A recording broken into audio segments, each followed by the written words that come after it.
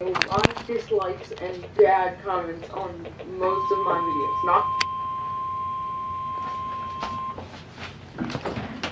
the National Weather Service in Sterling, Virginia has issued a severe thunderstorm warning for central Baltimore County in northern Maryland, northern Baltimore City and northern Maryland until 7:45 p.m. At 6:36 p.m., a severe thunderstorm was detected near Owings Mills, or near Pikesville, and was moving east at 15 miles per hour.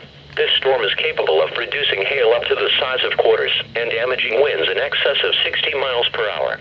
Locations impacted include Pikesville, Falstaff, Cockeysville, Roland Park, Timonium, Dawson, Homeland, Morgan State University, Woodring, Parkville. This is a dangerous storm.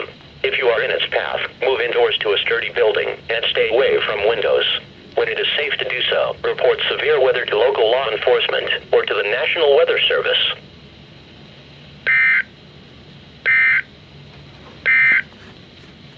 The National Weather